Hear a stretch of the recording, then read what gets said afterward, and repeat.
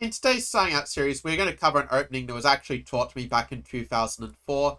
It's a very tricky system that players below 2000 I find really struggle to face. And it's called the Four Knight Sicilian, because you just bring out the four knights like this. And it's quite easy for white to end up in a challenging position if they play him precisely. For example, the English attacker system can be quite annoying against systems like the Najdorf and the Taimanov and some others. But in this version, you just get in d5 really fast, and the pressure on the center means they just don't get time for g4, g5. And if they do take, also, like, you just have this very strong piece play and, threats. So basically, this is the idea of the four knights. We want to go bishop b4, d5, and take the initiative. We can also see, like, bishop b2, bishop b4, how that can play out as well.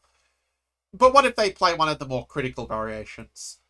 If you're enjoying this video, do make sure to leave a like and also to consider subscribing. Now, in this position, a move that's probably the most critical is knight takes c6, followed by the move e5. If black gets in the move pawn d5 and gets to control the center, he's obviously going to be, very happy in a structure like this one, for example. They probably shouldn't take on d5, but even then, like, just normal development is going to give you a pretty healthy position as black, as we meet knight e5 with knight d7.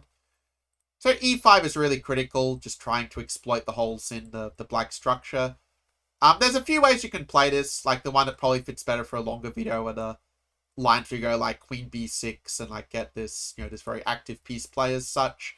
But this one has a lot of theory to it, so if you're looking for a little bit of a shortcut, I can suggest the move of bishop b7, which Boris Grachev played against me recently in a bullet game, which ended up being a little bit annoying for me, actually, where I ended up playing, like, bishop e2, and I think he went, like, c5, queen c7, and, I was putting the pressure on this c7 pawn. I think I ended up, like, taking, but I wasn't really so happy with my position. Like, in the game, okay, I played the move bishop f3 here, which isn't as good, but also after f3 and c4, we kind of see how black is able to stabilize knight on d5. He doesn't have any major weaknesses in the position. Like, something like this is, probably slightly better for white with the bishop pair, but black also has a reasonably good chances with the strong knight and the 2-0 central majority, as it were. Now, this is probably the worst case scenario from black's point of view. This 94 line, you have to know a bit of theory, but in general, you can sort of make it work with a little bit of homework. And also helps that, like, your opponent's opponent are going to be playing this either until they're, like, 2000 plus, let's say. If they play c4, you do have, like, knight b4, and you do have some tricks once again to kind of allow you to sort of make things work as white, as it were. As black, I should say. If they play knight db5, this is a move they can also play, where if you have some experience in the Sveshnikov Sicilian, you might just be happy to play d6 and just transpose back into the Sveshnikov in this sort of way.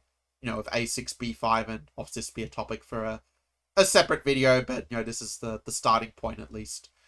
But let's say if you don't play the Sveshnikov, well, there are a couple of alternatives. The move bishop b4 is maybe the most thematic, but I do think that this sort of position is going to be just a little bit better for white with the extra sort of bishop pair advantage.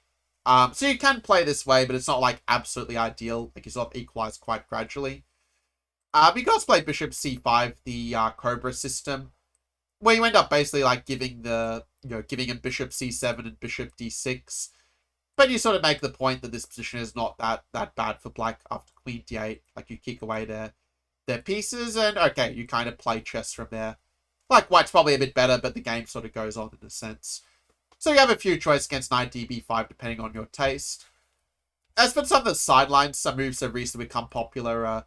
Moves such as, moves like a3, just trying to avoid bishop b4, have become a little trendy. And there's no real miracle weapon. Like, you probably just have to accept that you're going to end up in a Scheveningen type of position, most likely.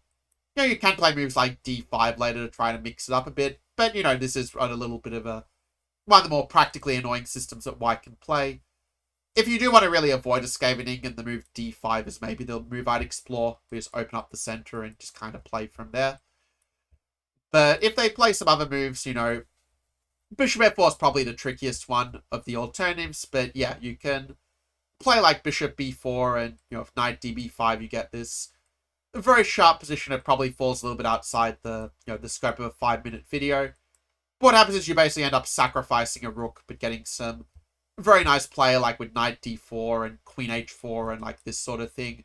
Where if you go really deep with the engines, it turns out that it basically comes to like rough equality. But that's something you can explore in your own time if you are so inclined. But yeah, that's basically my summary of the 4-Knight Sicilian. I wish you luck with playing in your own games. And let me know in the comments below what is a move that really made an impression on you from this training. And is there a specific opening that you would like me to cover next up in this series? Let me know down below, and I will see you in the next one. Take care.